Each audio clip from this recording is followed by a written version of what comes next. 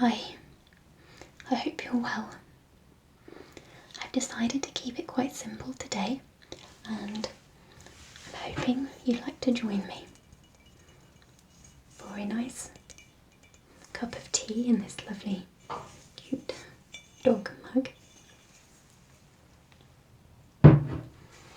and to read a little from a book.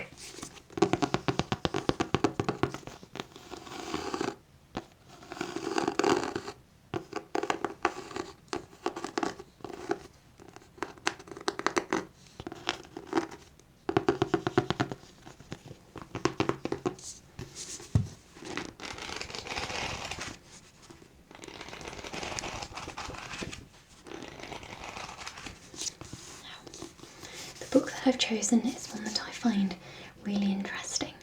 It's The Heroes of Tolkien by David Day, and I'll read the back for you. Tolkien's Middle-earth has endured cataclysmic wars and critical battles, causing great men and women to arise and shape the course of its history. The Heroes of Tolkien examines the complexities surrounding his portrayal of good and evil, analysing the most celebrated heroes from the creation of Arda until the end of the War of the Ring.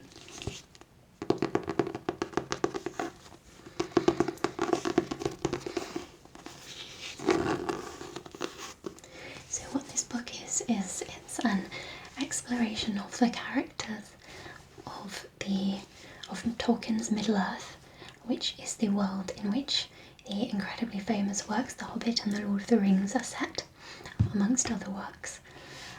And The Lord of the Rings is personally one of my all-time favourite books.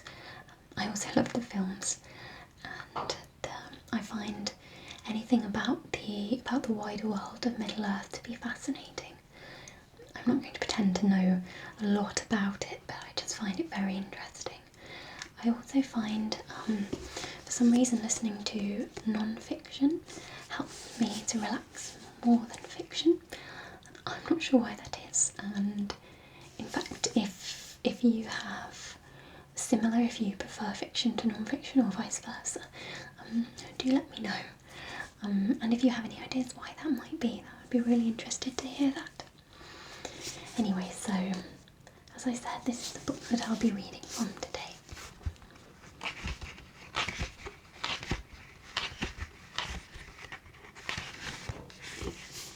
So you do obviously an idea of the book's helps, but don't worry if you don't know the books or the characters at all, because this is still a really interesting read.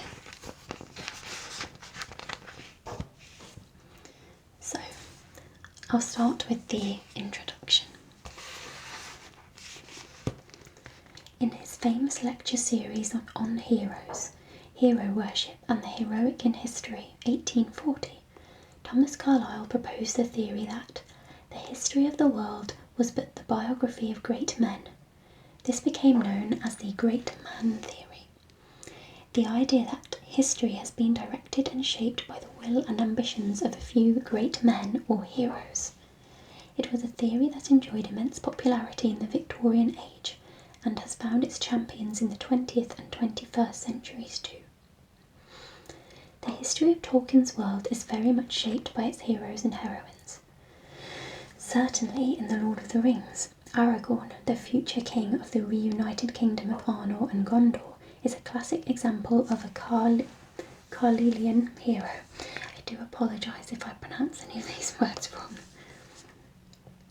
By his bravery, strength, ambition and sheer will, Aragorn appears to direct the course of history and bring about the salvation of the free peoples of Middle-earth. However, Tolkien heroes also differ in a number of ways from Carlyle's heroes. Tolkien's heroes are not simply larger-than-life men and women of genius and strength who independently decide the course of history, but are essentially agents of destiny. In Tolkien, as in most fairy tales and myths, destiny is conveyed or passed on by a strand of blood. In Tolkien's heroes, their bloodlines are immensely important and may be traced back over thousands of years to semi-divine origins. As we will see repeatedly in this book, the author's heroes and heroines all have rich, deep backstories with frequently complex connections to hereditary ancestors that are ultimately linked to the fates of dynasties and nations. One cannot entirely understand, for instance, the nature of Aragorn's destiny, or that of his eventual queen Arwen, without understanding their ancestry. In the Heroes of Tolkien, the commentaries on these two lovers, combined with the elven bloodlines of Aragorn and Arwen Evenstar chart, trace their royal bloodlines back over 7,000 years of human history, and an additional 10,000 years of elvish history, to the 4 original Eldar kindred and the High Kings of Eldamar and Beleriand.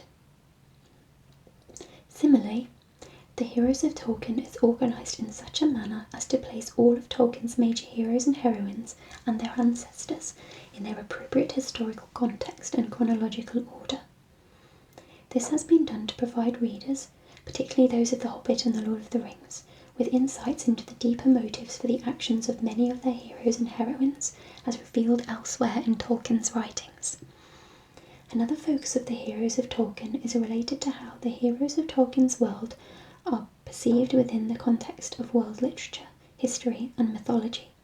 This was a perspective that was immensely important to Tolkien.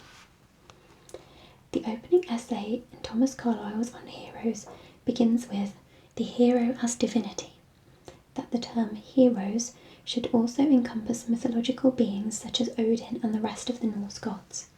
Thus, in the Heroes of Tolkien, we begin with the divine heroes and heroines of his world, the Ainur, Valar and Maiar, comparing them to those same Norse gods, Aesir and Vanir, as well as to that other great pantheon of divine heroes, the Greco-Roman gods of Olympus. Thus, although Tolkien's godlike Valar and Maiar are remarkable and original creations, they undoubtedly draw inspiration from the Norse and Greco-Roman gods and goddesses. For example, aspects of Tolkien's Manwë as the king of the Ainur enthroned upon Tanaquetil are comparable to those of the Norse Odin as the king of the Aesir enthroned upon Hildskjalf, as well as the Greco-Roman Zeus or Jupiter as the king of the gods enthroned upon Olympus.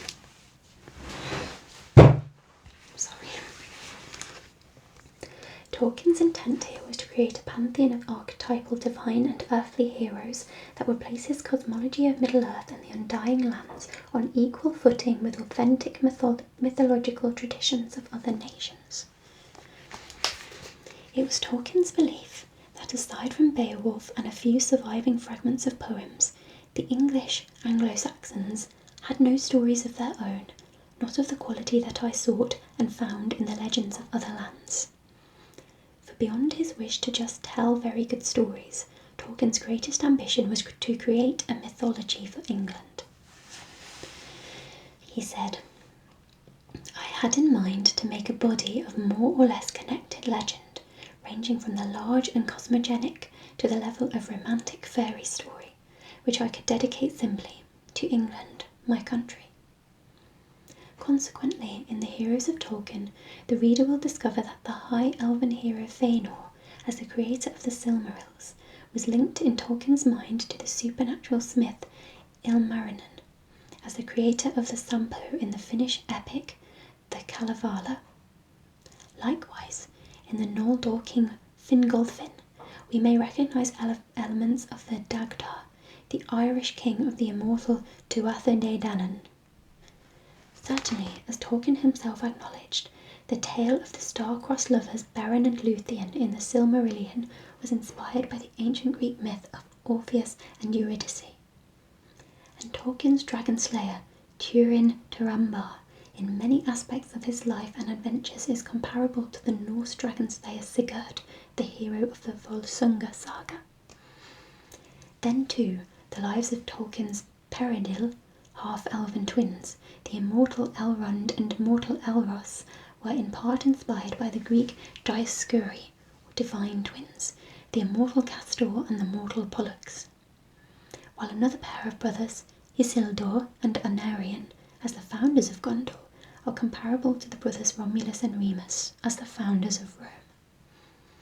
In The Lord of the Rings, we have many elements of the Arthurian theme of the return of the king, embodied in the actions of the heroes Aragorn and Gandalf that are foreshadowed in the tales of King Arthur and his mentor, Merlin the Wizard. Other heroes and heroines were inspired on the lesser level of romantic fairy tales. As readers of the heroes of Tolkien may be surprised to discover, the origin of Dwarf King Durin the Deathless, along with Tolkien's three greatest queens, Arwen, Undomil, Galadriel of Lorien, and Varda Alantari, may be discovered in the fairy tale of Snow White and the Seven Dwarfs. Still other heroes were inspired by historic figures. King Theoden of Rohan was in large part inspired by the historic 5th century BCE King Theodoric the Goth, while King Helm Hammerhand, builder of Helm's Dyke, can be linked to the historic Offa of Mercia, builder of Offa's Dyke. And certainly Tolkien himself observed that Aragorn's rise to the High King of the reunited kingdom was comparable to that of Charlemagne's rise to Emperor of the Holy Roman Empire. It is interesting to observe that in the Silmarillion and the Annals of Middle-earth and the Undying Lands, before the appearance of the hobbits in the second half of the Third Age, Tolkien's heroes were largely in tune with the Carlylean ideal, the great men. However, by the time of the Quest of the Lonely Mountain and the War of the Ring, the real agents of destiny were not always the most obvious of heroes. Although there is a bounty of heroes in the classic mode in The Hobbit and The Lord of the Rings, the real agents of destiny were not all to be discovered among those usually considered the good and the great. As Tolkien observed in his fiction, as in life, courage was often to be found in the most unlikely places. In The Hobbit, it is the original Hobbit, Bilbo Baggins, who becomes the reluctant hero, triggering the events that end the terror of Smaug, the Golden Dragon. In The Lord of the Rings, the destruction of Isengard by the Ents is the result of the interventions of Meriadoc Brandybuck and Peregrine Took. It is Meriadoc Brandybuck again who plays an essential role in the slaying of the Witch King, and Samwise Gamgee who mortally wounds Shelob the Great Spider. And ultimately, it is the humble Frodo Baggins, not the mighty conventional hero Aragorn, who stands on the edge of the cracks of doom and brings the War of the Ring to its cataclysmic end. Just as Tolkien's visions of heroes is finely broader than Carlyle's, so is his vision of heroism itself. Tolkien's personal perspective on heroism can be deduced from his observation that, though he could not claim his bravery, the character in The Lord of the Rings he most resembled was Faramir, the captain of Gondor. So, if we see Faramir as a cipher for the author, Tolkien's opinion might best be summed up in that particular hero's eloquent statement. I do not love the bright sword for its sharpness, nor the arrow for its swiftness, nor the warrior for his glory. I love only for that which they defend. As with all the books in this series, The Heroes of Tolkien is written and illustrated in a way that is both informative and accessible to the general reader. All the illustrations, charts and commentaries in The Heroes of Tolkien are meant as guides and aids to the reading and comprehension of Tolkien's works. These are handbooks that attempt to give new and entertaining perspectives on Tolkien's world, but are, of course, no substitute for reading the works themselves. So that was the introduction, and I will finish there for today. I'll pick up again with a different point. We can explore the many chapters and characters, and whilst we do so, look at the gorgeous illustrations, and including some on 2 pages, and the many interesting charts and tables also accompany the book. Thank you very much for listening. I hope you've enjoyed this, and hopefully you'll join me to read more